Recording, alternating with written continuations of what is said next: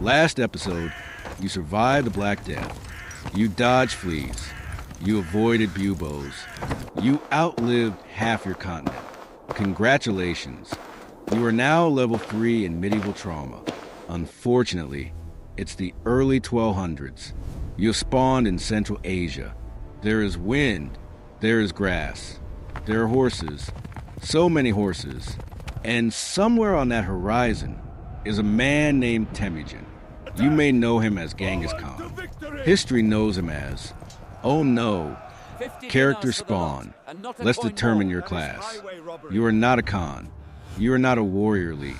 You are a farmer in northern China, a merchant on the Silk Road, a villager in Persia, or a confused Russian prince. Statistically, you are in the wrong place, and the wrong place is about to expand. Level 1, the speed problem. The Mongols do not walk. They ride. Each warrior travels with multiple horses.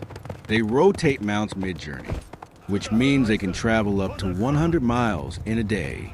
Your army marches 15. You are not fighting men. You are fighting logistics, and logistics are undefeated. Level 2, the army build. Mongol forces are highly mobile, extremely disciplined, organized in decimal units, masters of psychological warfare. They use composite bows, accurate from horseback, deadly at range. You bring a spear, a wall, hope. Hope is not armor. Level 3, Tactics DLC. You think you're safe behind city walls. Cute. The Mongols adopt siege technology from China. Catapults, trebuchets, engineers. If they can't break your walls, they starve you out. If that takes too long, they offer surrender. And here's the fun part. If you surrender early, they might spare you. If you resist, they make an example. Entire cities wiped. Towers built from skulls. Because fear travels faster than cavalry.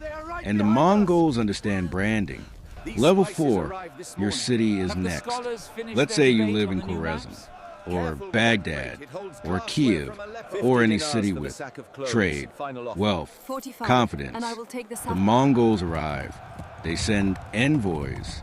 You kill the envoys. You feel proud. You have made a mistake. When a Mongol envoy dies, the response is not diplomatic. It is apocalyptic. Cities burn. Libraries vanish. Population drops dramatically.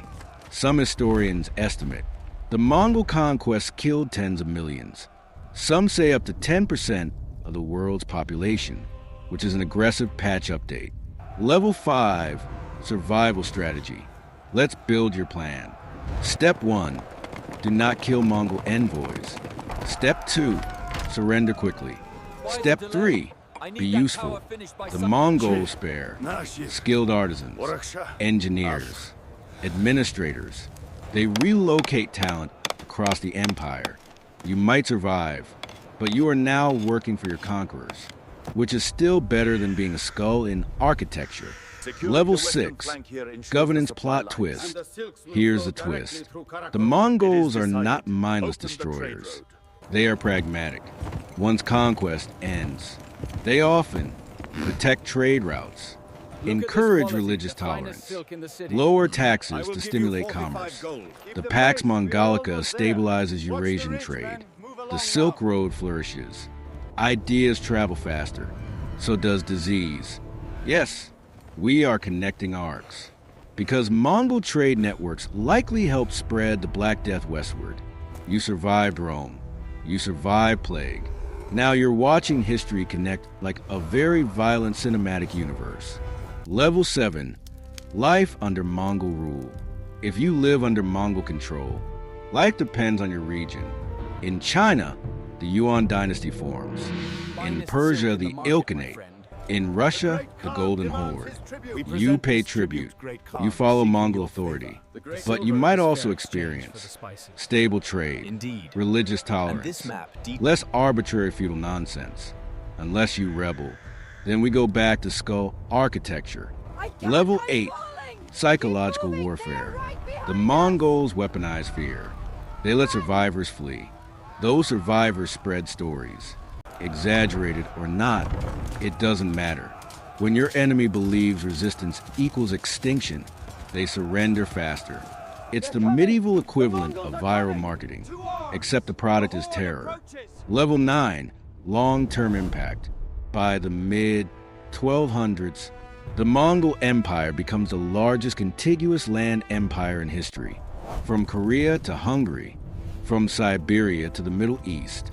That scale is absurd, but like all empires, it fractures, succession disputes, internal rivalry, overextension, because no matter how unstoppable you look, entropy is undefeated.